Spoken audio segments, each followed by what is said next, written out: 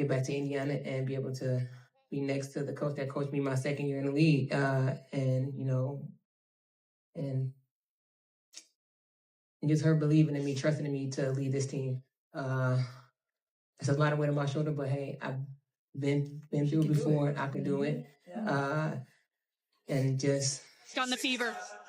I didn't even see the game. She brought them in her bag like it was a secret weapon. Every single day, Lexie Hull makes sure Caitlin Clark keeps rocking that accessory she swears is the Fever's lucky charm. Lexie has completely bought into the magic of Clark's black Air Force Ones, the exact pair she wore to Game 3 of the first-round clash between the Indiana Fever and Atlanta Dream. That night was pure chaos. The Fever barely survived with an 87-85 win that had fans on the edge of their seats. Down 3 with less than a minute to play, Lexie cut straight to the basket for a huge layup that made the crowd erupt. Moments later, Odyssey Sims dished a perfect pass to Aaliyah Boston, who battled in the paint and dropped the bucket that gave Indiana the lead with just 7 seconds left. Come on. One stop, child. Let's do it. One stop. I know y'all nervous. I can feel it. I can feel y'all nervousness. But let's be good. We go. One stop right here. Let's go. Can the Fever advance to the second round? It's all depending on this last 7 seconds right here. Here we go. Here we go. Oh my God, I'm nervous. Ryan Howard. And she passed. Lexie with the game-winning stop. Lexie with the game-winning stop. Elton! Lexie! Against all odds, the Fever slammed the door shut and punched their ticket to the WNBA semifinals. After the game, Lexie couldn't resist clowning around with reporters, joking that Caitlin's sneakers deserved all the credit, laughing, "They're working!" And while Boston's dominance and Hull's clutch moves sealed the deal, none of it would have mattered without Kelsey Mitchell leading the charge. Kelsey Mitchell came alive when it mattered most, and she lit up the scoreboard like it was her personal stage. With the season hanging by a thread, Mitchell's fearless drives and cold-blooded jumpers gave Indiana the fire they desperately needed. Every bucket she dropped felt like a dagger to Atlanta's heart, flipping the momentum back to the Fever when the game looked all but lost. For the first time in my career, I really feel like I have someone that values what I bring to the table as a player and a person. Not just a player, but as a person. And so I always love Steph because she gave me an opportunity to kind of be who I am. And it's hard to do that and be that as a professional athlete. And when you find coaches that believe in you, I'll never take it for granted. So thank you, Coach. For me, I'm just grateful to be able to get. The Dream had their chances, but Mitchell refused to let them breathe.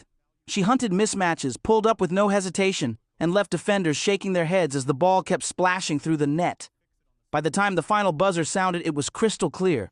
Without Mitchell's takeover, Indiana wouldn't be celebrating anything tonight.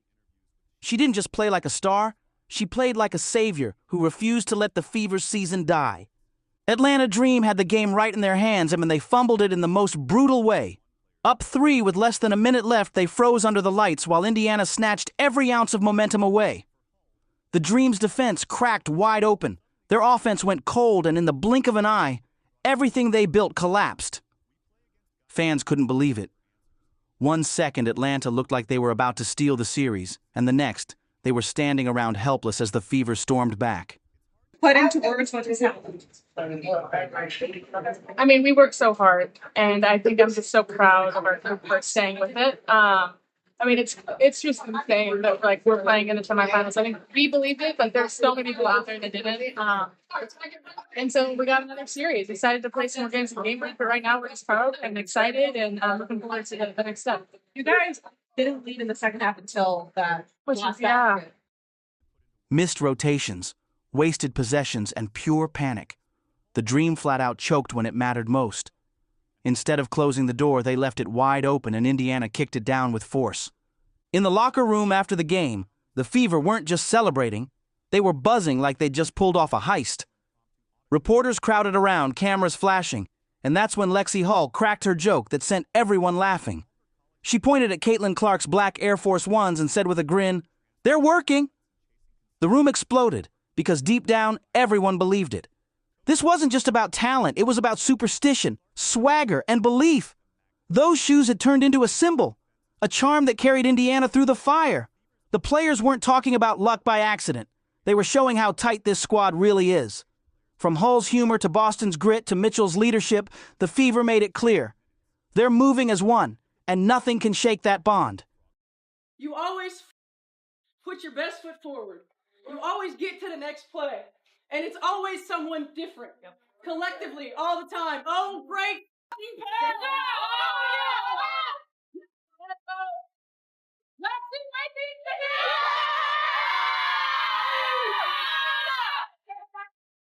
The 16 points in the paint in the second half. Our defense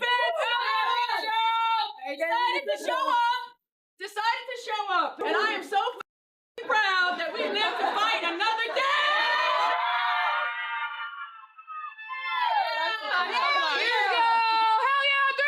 The media didn't waste a second blowing this game up. Headlines called it a miracle. Fans online were losing their minds, and clips of the final minute were running on repeat like a blockbuster trailer. Everyone wanted to talk about the Fever's unbelievable comeback, but what they really couldn't stop buzzing about was the superstition. Caitlin Clark's black Air Force Ones. Social media turned those sneakers into a legend overnight. Memes, jokes, and wild takes started flying. People swore the shoes were cursed for Atlanta and blessed for Indiana. Comment sections exploded with fans saying things like, "Never take them off," and "That's the real MVP." It wasn't just a win. It was a cultural moment that made the Fever feel unstoppable and made the dream look like they'd just been haunted by a pair of shoes. Now the Fever roll into the semifinals with all eyes locked on them. The story isn't just about the win, it's about momentum, swagger, and a team that refuses to die. Y'all are a tough bunch of. I mean, I cannot even put into words how proud I am. It's like the toughness that it takes, like the gut checks that it takes. Like, y'all, it doesn't matter. It doesn't matter because we've been through all of it, right? Yeah. So it doesn't matter the circumstance. It doesn't matter the score. It doesn't matter the time. Boston has proven she's a force. Mitchell is locked in as the closer, and Hull just stamped her name into playoff lore. And don't forget the wild card, Clark's so-called lucky shoes now treated like a secret weapon. But here's the twist. Waiting for them is a beast of an opponent.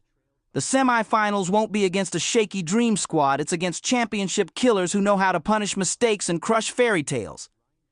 Indiana's magical run just met its biggest test yet, and the question is simple. If you got black Air Force Ones on, it means something. You focused. Can the Fever's fire burn hotter than experience, or will reality slam them back down? Standing in their way is none other than the Las Vegas Aces, the defending powerhouse stacked with killers at every position. We're talking Aja Wilson, Chelsea Gray, Jackie Young, a lineup that can shred you inside, outside, and everywhere in between. The Aces aren't just another team, they're a dynasty in the making, and they've been waiting to remind everyone why they run this league. It's a season contract. We kind of just stuck with our game plan. We stayed together. We stayed together tough. So I'm really proud of our group and our resilience this year so far. I know you tweeted, you guys didn't come that far to get this far. Yeah. And like people have been saying that throughout the end of the regular season, but it's one thing to actually act on it. So how do you feel like you guys? What made you like? Where did that come from? I think just everything we've been through this season. Like we've been punched and punched and punched and punched and punched, and so I think we prefer more with our backs against the wall. We obviously don't want that, but like we've been through adversity. Becky Hammond already sent a warning shot, telling the world the Aces haven't even shown their real form yet. That's not just confidence, that's intimidation, and Indiana knows it. This is the measuring stick. The boss level of the WNBA and the Fever are walking straight into the fire. Can this underdog squad survive against the queens of the league, or are they about to get swallowed whole? For Indiana, this is survival mode. A best of 5 against Vegas means no lucky breaks, no shortcuts, and no room for sloppy mistakes. Every whistle, every possession, every run will matter. And the Aces live off punishing teams that blink for even a second. The Fever will need that same suffocating defense they used to shut down Atlanta, only this time it has to be flawless against MVP-caliber killers.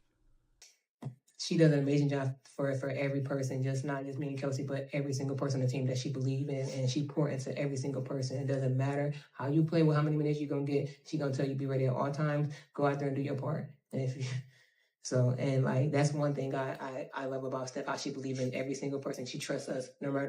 Coach Stephanie White knows adjustments will decide everything. She's facing a roster that's been here before, one built on rings, experience, and ice-cold execution. For the Fever, it's not just about basketball anymore. It's about grit, belief, and proving they belong on the same stage as the league's most dominant empire. One mistake could mean elimination. One perfect run could mean history. 5 coaches in 8 years. I've been on, the worst, record teams here in Indiana Fever. So I know where my career started at. I know what I've kind of had to go through to kind of be in this position. I've never had a coach that poured into me respectfully like Steph has. I go where I'm valued, and I never really felt that as a pro. And so she closed the night as the undeniable star. A game-high 24 points on 7 for 16 shooting, carrying the Fever when it mattered most. On the other side, Jordan Canada, Ryan Howard, and Alicia Gray tried to keep Atlanta alive, combining for 53 points.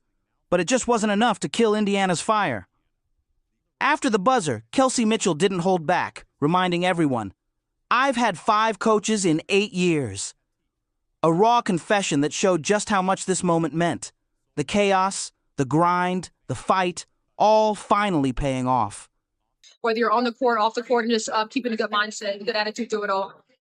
You're just like tight knit quality of this group. Like at the newcomer to this team, where do you feel like that confidence?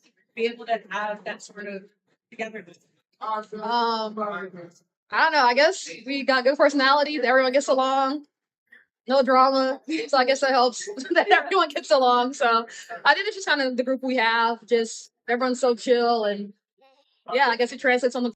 With Thursday's win, Hull and the Fever stamped their ticket to round 2, a date with the powerhouse Las Vegas Aces.